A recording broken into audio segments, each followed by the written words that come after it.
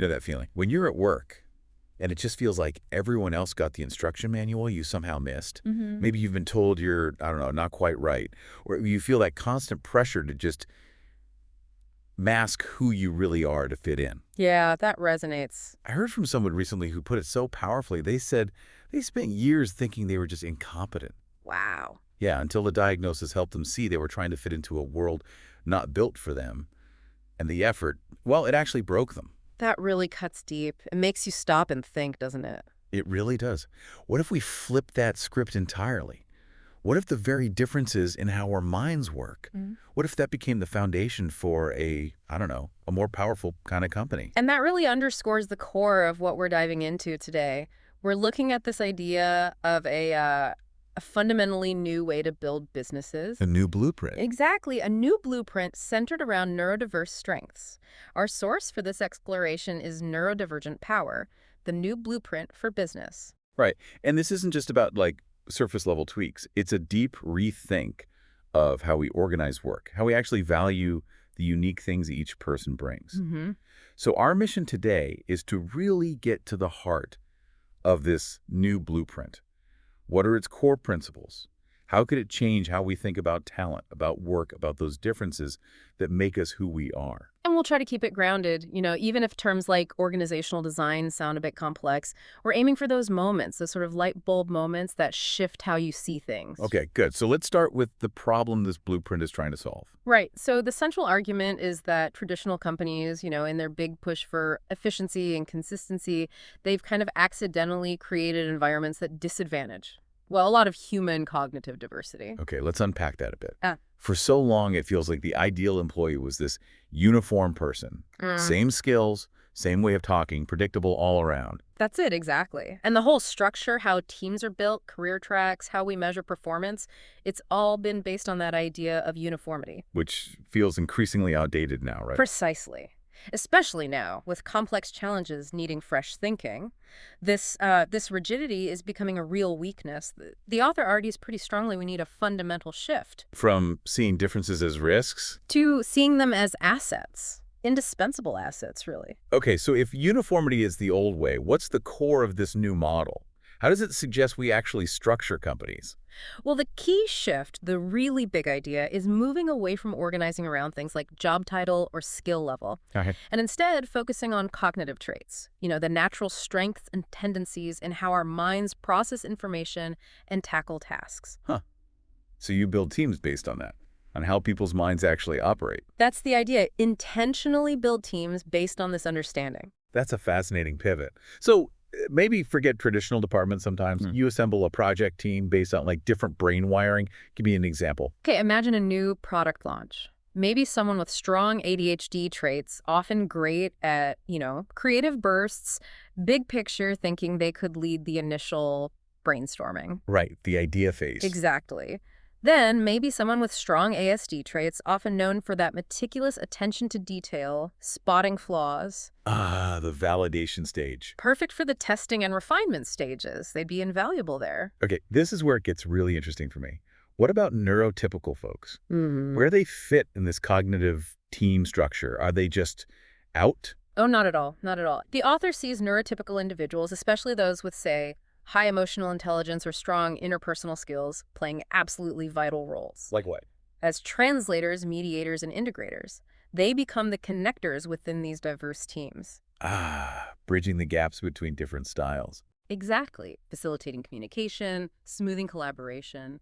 The core strength here is that when people are truly empowered to be themselves, using their natural strengths, the whole team performs better. It actually soars. This idea of really understanding how each person's mind works seems so central then. How does this blueprint propose we actually get that insight? We can't just guess, right? No, absolutely not. This is where the concept of a dynamic neuro-profile map comes in. Think of it as a practical way to capture the key parts of someone's neurocognitive style for work. Okay, a neuro-profile map. What kind of information goes on it? It sounds more detailed than, like, a standard personality test. Oh, much more nuanced. It would capture things like peak concentration times. Are you a morning person, afternoon, evening? Very practical stuff. Yeah, that makes sense. And sensory sensitivities. How are you affected by noise, light, even temperature? These things can massively impact focus and just, feeling okay at work. Totally.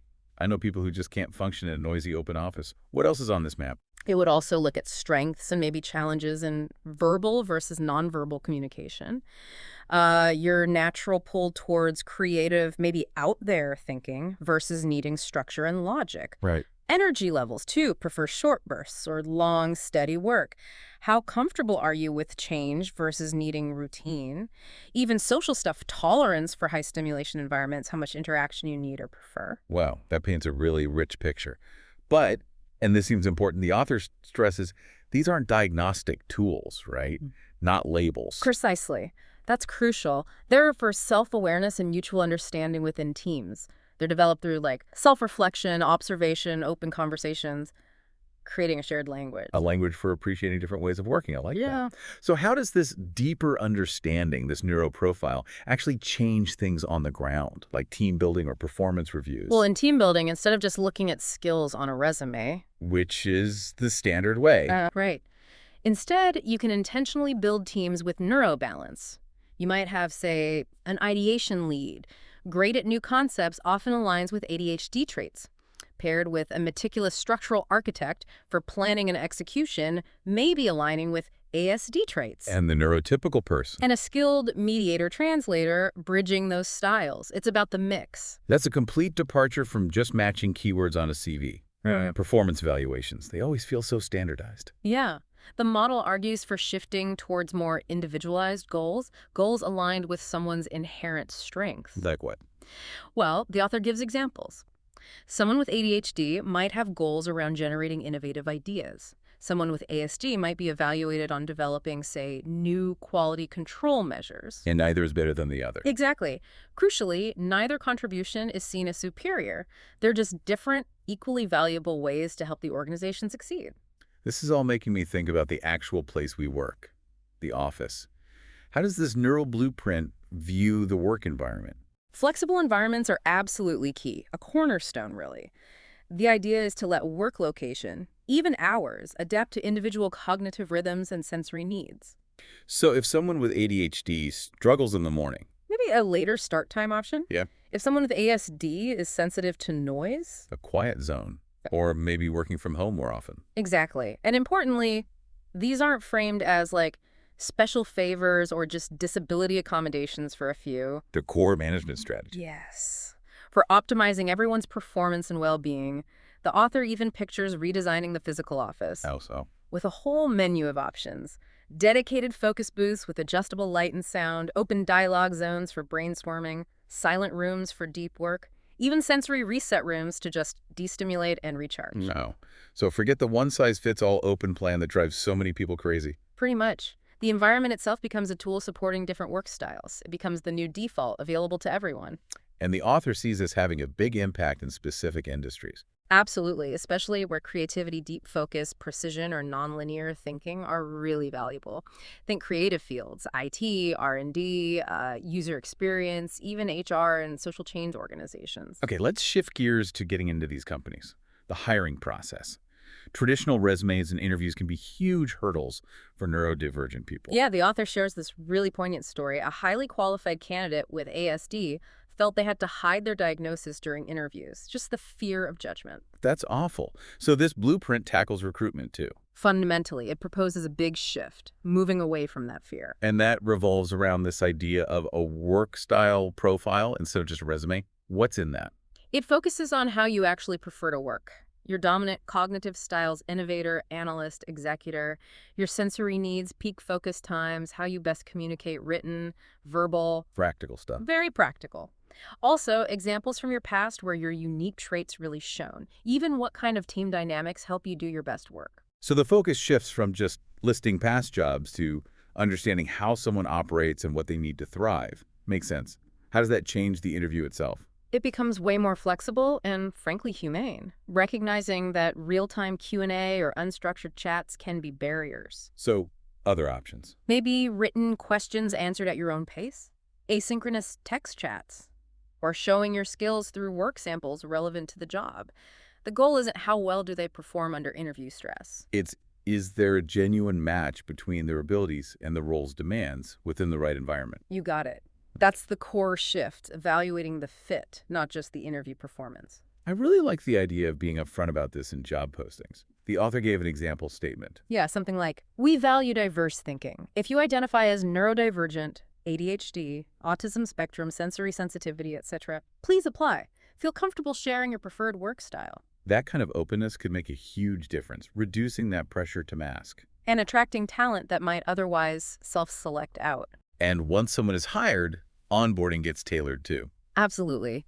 Think personalized orientation based on their neuro-profile. Clear info on support systems, manager training on, actually leveraging neurodiversity, and regular fit check sessions early on. Fit checks? Yeah, just proactive check-ins to see if any adjustments are needed for them to really settle in and succeed. Now, the big question I know some listeners might have, is this financially sustainable? The book mentions someone joking it sounds like a very enlightened charity. Huh. Yes, it's a fair question, and the author tackles it directly. The sustainability isn't just wishful thinking or charity. It's built on a business model that uses these unique strengths to deliver specialized, high-value work. So it's not competing on price. No, it's focusing on project-based contracts where that creativity, precision, deep analysis traits, often linked to neurodivergence, are in high demand. Things harder for standard companies to do as well. And the author breaks this down into, what, 3 main revenue streams? Right. First, a research and analytics division. Think leveraging ASD strengths like pattern recognition, logic, detail focus for market research, data analysis, audits. Okay. Second, a creative and planning division. Tapping into ADHD strengths, maybe innovative thinking, big ideas, strategy for branding, UX UI design, concept work. Makes sense. And third, an adaptive work systems consulting arm. Basically sharing their internal expertise to help other companies become more neuro-inclusive. Ah, so they monetize their own internal best practices. Clever. Exactly. The competitive edge is delivering exceptional outcomes that are hard to replicate precisely because they come from that managed cognitive diversity. And employees benefit too, building their own brands around their strengths. Yes. The company becomes like a marketplace of individual strengths. People might even work on different projects using different facets of their skills, giving them more income diversity and fulfillment. Plus, less turnover. That's a huge factor. Reducing attrition from burnout or just feeling like a misfit that saves companies a lot of hidden costs. So better long-term profitability through genuine well-being. This vision isn't just about one company, though, is it? The author talks about a wider ripple effect. Definitely. The long-term vision is much bigger. One key idea is creating a cross-industry regional network, adapting these principles for different cultures, even for analog industries. Analog industries. Yeah, like agriculture, crafts, local tourism, places where neurodiverse talents might find really unique ways to contribute outside the typical tech or creative focus. And education, too. That seemed really powerful. Hugely. Shifting education from making students fit to empowering talents. Imagine integrating trait mapping and personalized development right into schools. Wow, a generation understanding their own cognitive strengths from early on. That's the dream, understanding how to use them in their careers. And the last ripple. Yeah. Influencing public policy. Ultimately, yes. Working with policymakers to build trait-centered employment into national systems, moving beyond just diagnosis-based policies to a more nuanced view of contribution. Okay, that's a huge vision. How do we even start making this real? Where does the author suggest beginning? The crucial first step, a small-scale prototype, a single project team, intentionally built with diverse neurological traits. Like a pilot program. Exactly. A controlled space to test the core ideas, learn what works, what doesn't, gather real data. And what are you looking closely at during that phase? What needs validating? Key things are, does the task design actually leverage strengths? Do flexible work arrangements really boost productivity and well-being? How well do the collaboration methods work across different styles? Does open disclosure actually build trust? And what kinds of projects are the best fit for this specific team's profile? And telling the story as you go. Essential. Consistent communication blogs, social media, whatever about the prototype's journey, that helps attract allies and builds awareness. The book shares some really moving personal stories. People like Sean, Christine, Robert. Yeah, those case studies are powerful. Sean, with his ASD traits, spotting inconsistencies others missed. Christine, with ADHD traits, driving innovation with rapid ideas. And Robert, the neurotypical translator, bridging communication gaps. They aren't dramatic overnight success stories, are they? No, the author calls them quiet, powerful moments of rediscovery, Finding a place where how you naturally are is finally seen as valuable, not just tolerated. These stories really make you question the whole concept of disability, don't they?